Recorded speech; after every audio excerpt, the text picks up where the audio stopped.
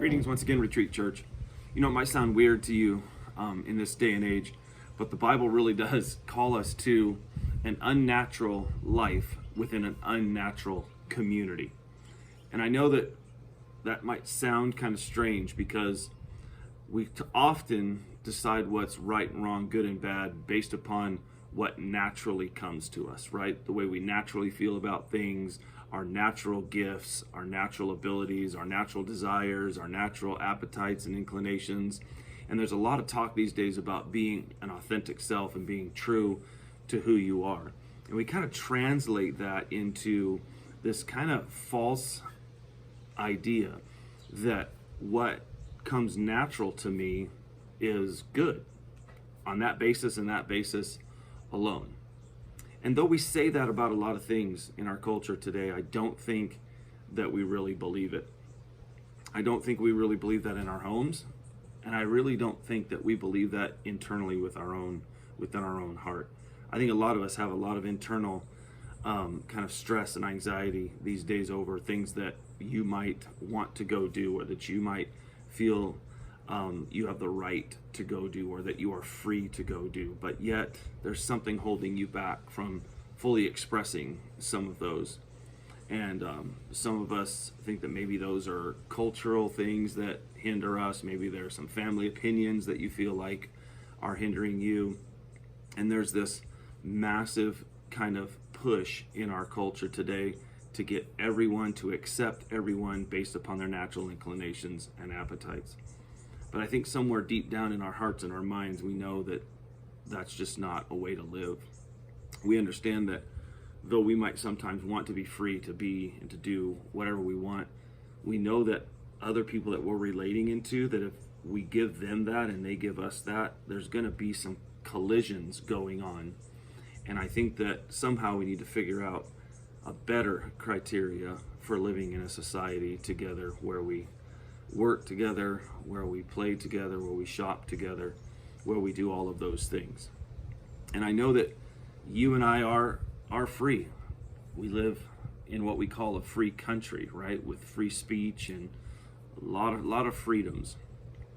And then there's the other side of things when the Bible starts using that word free.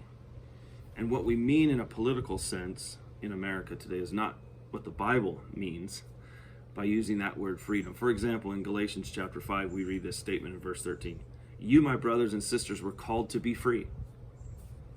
It's a pretty amazing statement. Now you got to be careful how you handle that, right? Because is that verse meant to be translated in such a way that that's what we have in America as political freedom? Or is it to be used in such a way where we would say that's a biblical basis for free speech or free expression? No, not necessarily, and maybe not even at all.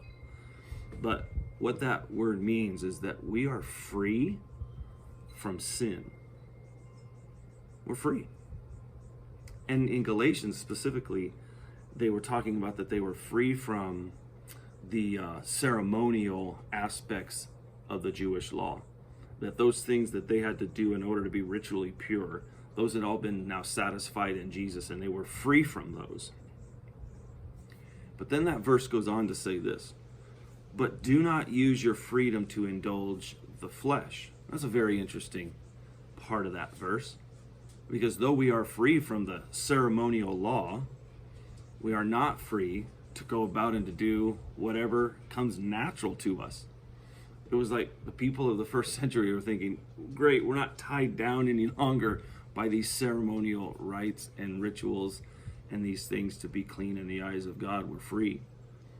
But Paul warns them, don't think that you're free to go do whatever naturally comes your way, because that's what that word flesh means. That word flesh in the Bible means our natural inclinations and appetites, those things that come to us because we're human beings.